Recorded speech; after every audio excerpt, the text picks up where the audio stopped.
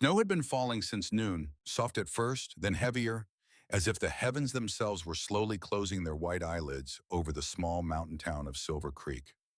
By dusk, every rooftop, every pine branch, and every lonely mailbox had disappeared beneath a thick quilt of snow. From a distance, the town looked like it had been gently erased by winter. On the edge of town stood a narrow two-room cabin, its chimney long silent, its windows trembling from the wind. Inside, a woman lay on a thin mattress, pale and breathing in shallow waves. Her name was Claire Monroe, 32 years old, mother to a 6-year-old girl named Aria. The walls cracked from cold and the air smelled faintly of burnt wood and medicine that had run out 3 days ago.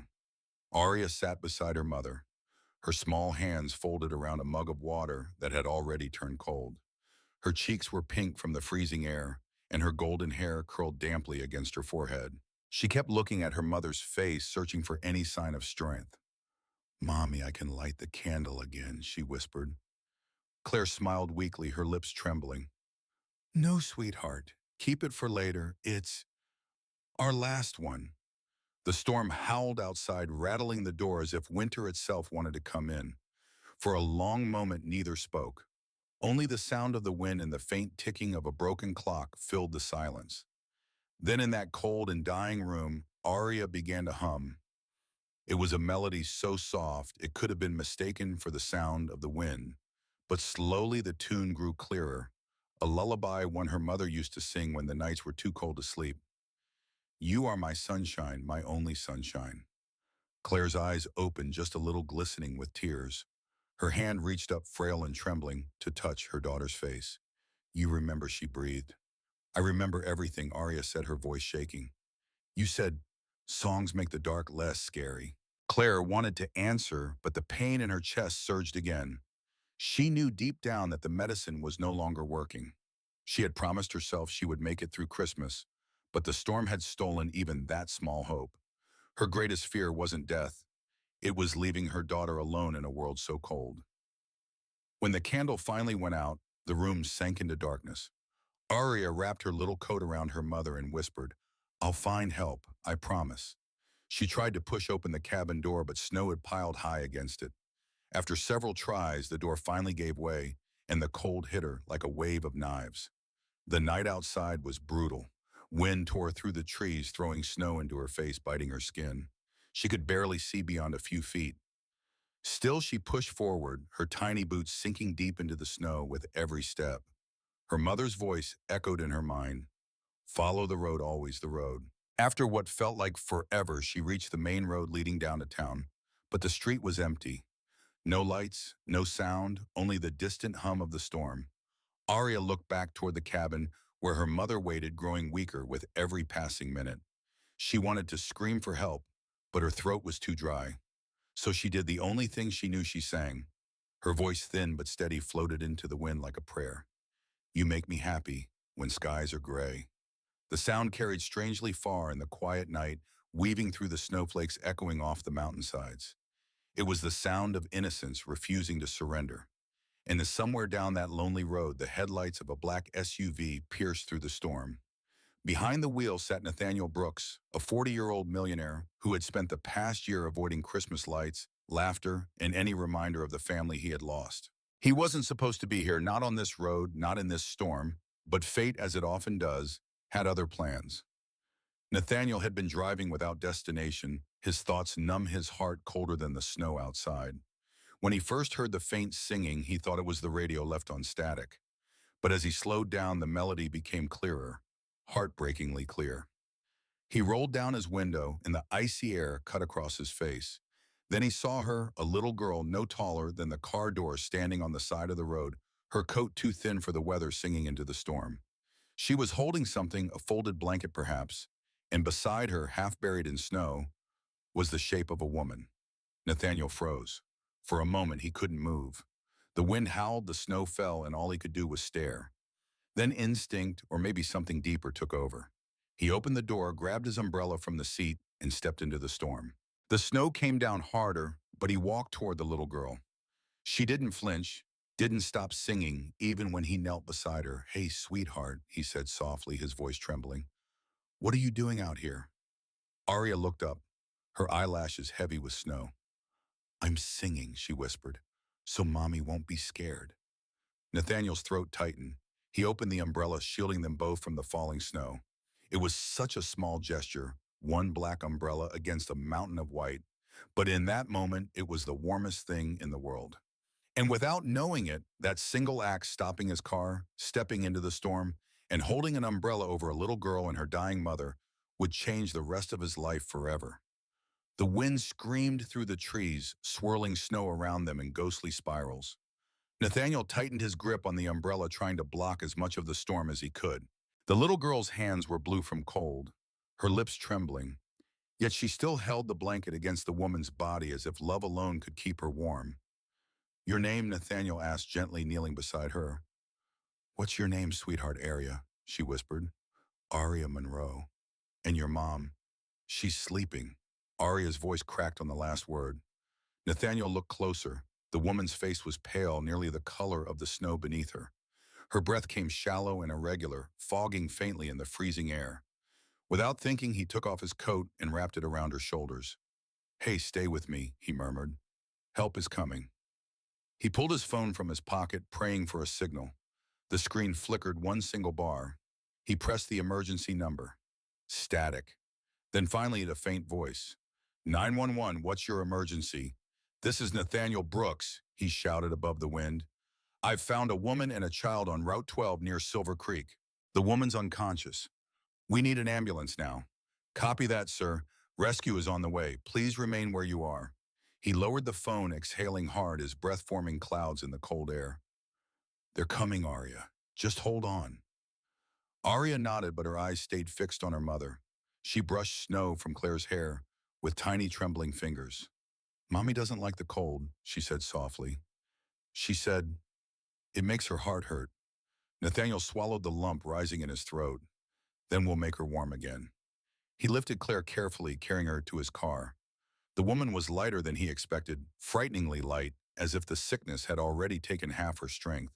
He laid her across the back seat and tucked the blanket over her. Aria climbed in beside her, holding her mother's hand. Inside the car, the heater roared to life, but the warmth did little to chase away the dread. Nathaniel kept glancing through the rearview mirror, watching the fragile scene. The little girl humming softly, her mother's face still, her pulse faint. Minutes passed like hours. The snow blurred everything beyond the windshield. Nathaniel turned on the emergency lights, hoping to signal the ambulance through the storm. He wanted to say something comforting, but no words felt big enough. Then Claire stirred. Her lips moved slightly. "Aria, Mommy." The girl leaned close, clutching her mother's hand. "I'm here. Don't be scared." Claire's eyes fluttered open. They found Nathaniel in the front seat. You, you stopped." "Yes, ma'am," he said, leaning closer. "Just hang on. Help is coming." She tried to smile, but her breath caught. "Most people wouldn't." Nathaniel hesitated. "I almost didn't." Claire turned her gaze back to Aria. The child was still humming the lullaby, her voice trembling but steady. A faint tear rolled down Claire's cheek. "She's brave," she whispered. Nathaniel nodded. "She really is." The sound of distant sirens began to break through the storm, faint at first, then clearer. Relief flooded through him. "Do you hear that? They're close now?" Claire's fingers tightened weakly around his.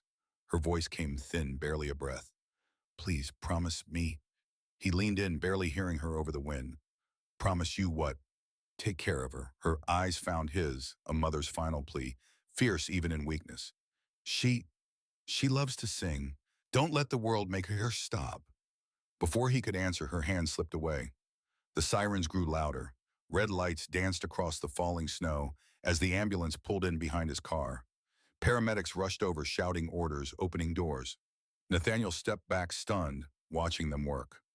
One of them checked for a pulse, then looked up, shaking his head. "I'm sorry, she's gone." Aria screamed a sound that tore through the night like glass shattering. Nathaniel froze, feeling something inside him break too. He had seen loss before, but this was different. This was pure, unfiltered heartbreak. The medic tried to guide the girl away, but Aria clung to her mother's body. "No, she's just sleeping. She said she'd wake up when the snow stopped." Nathaniel knelt beside her, placing a hand on her shoulder. His voice trembled. Aria. She's not hurting anymore. She's somewhere warm now. The child looked up at him through tears. Did you know her? He hesitated. No, but maybe I was meant to. The paramedics covered Claire's body with a white blanket. The snow kept falling gently now as if the storm itself was mourning. Nathaniel stood silently, the black umbrella still in his hand, now useless beneath the gray sky. One of the paramedics approached him. Sir, are you the father? He looked at the little girl sobbing quietly beside her mother's body. No, he said softly, then after a pause, but I can stay until someone comes. Aria reached out her small fingers clutching his sleeve. Please don't go, she whispered. Nathaniel knelt again, meeting her eyes. I won't. And so he stayed through the cold, through the sirens, through the long silence that followed, holding the umbrella over a little girl who had just lost her whole world. He didn't know it yet, but in that fragile, heartbreaking moment, something deep within him began to thaw. The storm ended before dawn. The sky turned from black to silver, then slowly to a pale blue that stretched over the snow-covered valley. The rescue team had left hours ago, taking Claire's body to the county morgue. Only two figures remained near the edge of the road, a man in a dark coat and a small girl wrapped in a wool blanket that nearly swallowed her whole. Nathaniel hadn't slept. He stood by the car, staring at the trail of footprints, half buried in snow. Every few minutes, Aria's quiet sobs broke the silence. He wanted to say something that could make it better, but nothing in his life had prepared him for this kind of sorrow. Finally, he crouched beside her. Aria, he said gently, do you have any family nearby? She shook her head. Just Mommy. Grandma died when I was little. The words struck him harder than the wind. What about a friend, a neighbor? There's Miss Eleanor, Aria whispered. She lives next door. Mommy said she's nice. Nathaniel nodded. Okay, we'll go find Miss Eleanor. He helped her into the car, turning up the heat. The road into town was slick, glimmering under the weak morning sun. When they reached Silver Creek, the streets were still empty, every shop closed for Christmas morning. But there in a small yellow house with smoke rising from the chimney stood an old woman wrapped in a shawl waiting. Eleanor Graves had spent the entire night by her window praying for news. When she saw the car pull in and the man helping Aria out, she pressed a trembling hand to her heart. Aria, she cried, hurrying forward. Oh, sweetheart. The girl ran into her arms, sobbing. Eleanor looked over her shoulder, her eyes finding Nathaniel. You must be the man who found them, she said, her voice breaking. He nodded silently. Inside the house smelled of cinnamon and pine. Eleanor set a kettle on the stove and sat beside Aria, brushing her tangled hair. I called the sheriff as soon as I heard, she said softly. They told me what happened. Nathaniel sat across from them, feeling strangely out of place among the crocheted blankets and old photographs on the walls. I didn't do enough, he muttered. If I'd found them sooner, Eleanor cut him off with a shake of her head. Son, you stopped. That's more than most would have done. Aria clutched the hem of his sleeve, eyes wide and pleading. Are they taking Mommy away forever? Nathaniel hesitated. No, sweetheart. They're just keeping her safe for a little while. The old woman placed a hand on Aria's shoulder. You'll stay with me for now, dear. We'll figure things out. Aria nodded, though her eyes kept drifting toward Nathaniel as if afraid he'd disappear the moment she looked away. He stayed for tea, though he could barely taste it. His mind kept circling back to the same image, Claire's final look, her voice whispering that single plea, take care of her. Before he left, Eleanor caught his arm. You've got that look, she said. The kind people wear when they've seen too much loss. He almost smiled. Maybe. She reminds you of someone, doesn't she? Nathaniel didn't answer. He just looked toward the small girl curled on the couch, fast asleep, her tiny hands still clutching the corner of his coat. When he stepped back into the cold, the town bells were ringing for Christmas service. Families walked together through the snow, their laughter echoing faintly in the crisp air. He realized how foreign that sound felt: warmth, togetherness, joy. It had been years since he'd belonged anywhere. That night back in his glass-walled mountain estate, Nathaniel couldn't shake the memory of Aria's voice. The way she sang, even in fear, even in the storm, it echoed through his empty halls. The sound of innocence and faith, something he thought the world had long since lost. He poured himself a drink, but the whiskey burned worse than usual. He turned on the television and froze. The local news was showing footage from the rescue. A reporter stood by the snowbank where he'd found them. Behind her, paramedics carried Claire's body. The caption read, 6-year-old girl sings lullaby to dying mother during blizzard, stranger stops to help. The video cut to a picture of Aria bundled in a blanket holding a stuffed rabbit. Her eyes, those wide, fragile eyes, filled the screen. The reporter's voice continued. The unidentified man who stopped at the scene is being called a Christmas angel. Nathaniel turned off the TV. The silence that followed felt deafening. He didn't feel like an angel. He felt like a man who had failed one woman and stumbled into another tragedy he couldn't fix.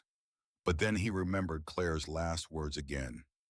Faint and desperate. Take care of her. He stood there for a long time staring out the window at the snow. Finally, he picked up his phone and dialed a number he hadn't used in years, his lawyer. Robert, he said, his voice steady now. I need to arrange temporary guardianship for a child. Her name is Aria Monroe. There was a pause. A child, Nathaniel, are you sure? Yes, he interrupted, I'm sure. When he hung up, he looked down at the black umbrellas still drying by the fire. Snow clung to its edges like tiny stars. For the first time in years, Nathaniel Brooks felt something shift inside him. A fragile spark of purpose, faint but real like a single candle still burning after the storm. 2 weeks after the blizzard, the town of Silver Creek had begun to thaw. Snow still lined the rooftops and blanketed the pine forests, but the air carried a hint of warmth, the first whisper of a new year. Inside Nathaniel Brooks's mountain home, sunlight streamed through wide glass windows, falling across the breakfast table, where Aria Monroe sat swinging her legs, humming to herself as she spread jam on toast. Nathaniel watched her from across the room, unsure what to do with the quiet. For years, silence had been his companion, the kind that filled every room thick and heavy. Now the sound of a 6-year-old softly singing filled the space like sunlight breaking through frost. Do you want more milk, he asked.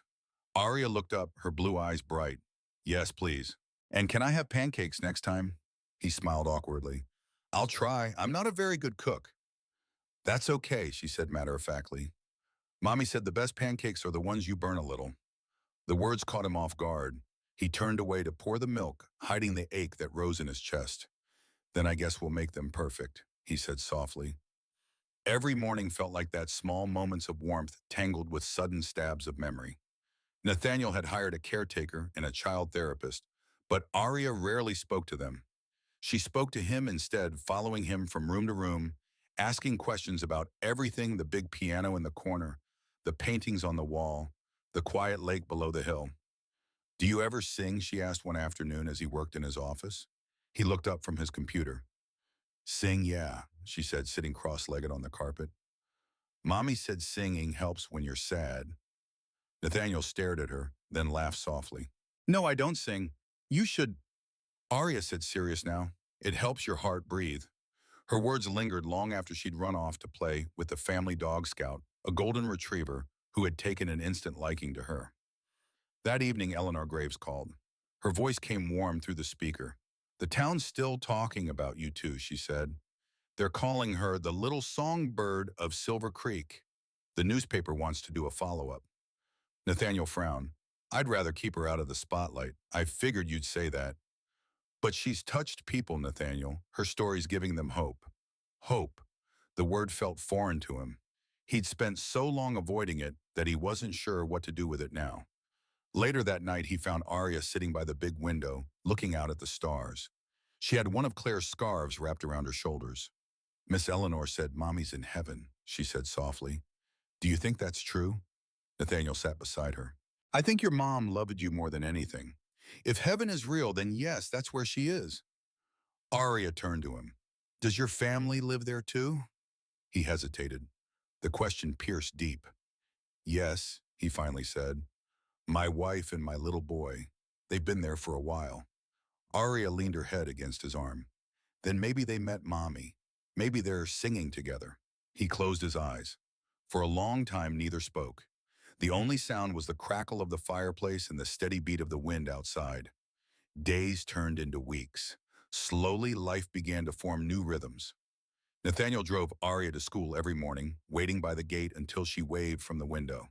He learned how to braid her hair badly, but she didn't mind. She filled his house with drawings, laughter, and the smell of crayons. One evening he came home to find her standing on a stool by the kitchen counter, stirring something in a bowl. "I'm making pancakes," she announced proudly. He blinked. "At 6 in the evening, breakfast for dinner," she declared. "You said it's okay to break rules sometimes." He laughed, a real laugh this time from deep in his chest. It startled him. It felt strange, almost unfamiliar. But it also felt good. When the pancakes burned slightly at the edges, Aria clapped her hands. "Perfect," she said. "Just like Mommy's." Nathaniel sat at the table watching her eat, feeling a warmth he hadn't felt in years. For the first time since the accident that had taken his own family, he realized he wasn't just surviving anymore. He was living. That night after Aria went to bed, he walked out onto the deck overlooking the valley. The moon hung low over the mountains, turning the snow silver. He thought of Claire's last words again. "Take care of her, I'm trying," he whispered into the cold air. "I promise I'm trying." Somewhere behind him, faint but clear, he heard Aria's voice drifting down the hallway, humming that same lullaby. "You are my sunshine, my only sunshine." The sound carried through the house like a benediction, wrapping around his heart. For the first time in a long while, Nathaniel Brooks looked up at the night sky and smiled. By February, the snow had started to melt, revealing patches of brown earth and small, stubborn blades of green grass. Silver Creek was waking up again, and so it seemed was Nathaniel Brooks. Each morning he walked Aria to the school bus, her tiny hand tucked in his, her backpack bouncing with every step. She'd talk endlessly about her teacher, her favorite songs, and the snowman she was building with her new friend Emma. He listened, smiling, amazed at how easily she filled silence with light. But not everyone was ready to let their story rest. One Tuesday afternoon, as Nathaniel waited outside the school, a white van pulled up nearby. A woman with a microphone stepped out, followed by a cameraman. She called out, "Mr. Brooks, Channel 7 News. Could we have a moment?" Nathaniel's shoulders stiffened. "I told your station no interviews. Just one question," she pressed, walking closer. "People are calling you a hero. How does it feel knowing your act of kindness changed a little girl's life?" Aria appeared at the school gate, her face bright until she saw the cameras. She froze. Nathaniel moved quickly, placing an arm around her. "No more questions," he said firmly, leading Aria to the car. Inside, Aria's voice was small. "Did I do something bad?" He shook his head. "Of course not. You didn't do anything wrong. Then why are they taking pictures?" He hesitated. "Because people like stories that make them feel something. But sometimes they forget those stories belong to real people." That night, the headline appeared online anyway. "Millionaire guardian of the snowstorm girl speaks out." The photo showed Nathaniel shielding Aria with his coat. Eleanor called again the next day. "The story's everywhere," she said. "Maybe it's not so bad. The world could use more kindness right now." Maybe, Nathaniel replied, but his voice was distant. "I just don't want her to become a symbol. She's a child, not a headline." He looked over at Aria playing with Scout in the yard, her laughter rising above the sound of melting snow. There was something sacred about that laughter, something he would do anything to protect. A week later, a letter arrived from Denver. It was from the Child Welfare Department requesting a meeting about Aria's long-term guardianship. Nathaniel felt his stomach tighten as he read. At the meeting, a woman named Ms. Daniels sat across from him, her tone polite but cautious. "Mr. Brooks, we understand your temporary guardianship arrangement. However, we must evaluate whether permanent custody is in the child's best interest." Nathaniel leaned forward. "She's safe with me. I can give her everything she needs." Ms. Daniels nodded. "Financially, yes. But children need more than that: emotional stability, routine, community. You live rather isolated here." He clenched his jaw. "She's already lost everything once. I won't let her lose another home." Aria, sitting quietly beside him, reached out and took his hand. "I want to stay," she whispered. The woman looked at her gently, then back at Nathaniel. "We'll schedule a home visit." When they returned to Silver Creek, Nathaniel felt the old fear creeping in, the same fear that had haunted him since the fire that took his family, the fear of losing love again. That night, unable to sleep, he wandered downstairs. The piano sat in the corner, untouched for years. He lifted the lid, pressing one tentative key. The note echoed softly through the room. Then he heard another sound, Aria's small voice from the hallway. "You play music?" He turned. "Not really." She came closer, her teddy bear tucked under her arm. Mommy used to say pianos are like hearts. They don't sound right when they're closed too long. He smiled faintly. Is that so? She nodded, climbing onto the bench beside him. Can you teach me? Nathaniel hesitated, then placed her little hands on the keys. Together they pressed one note, then another, hesitant at first, then smoother, softer. Before he realized it, they were building a melody. And as Aria hummed along, something inside him eased. The walls that had stood for years, grief, guilt, fear, began to crack just a little. Over the next few weeks, they played every evening. Sometimes they sang, sometimes they just sat together, letting the silence between notes speak for them both. When Miss Daniels arrived for her home visit, she found Aria at the piano playing a simple tune while Nathaniel listened smiling. She watched quietly for a long moment before saying, "It seems she's doing well here." Nathaniel looked at her. "She's not just doing well, she's alive again." Ms. Daniels nodded. "And maybe you are too."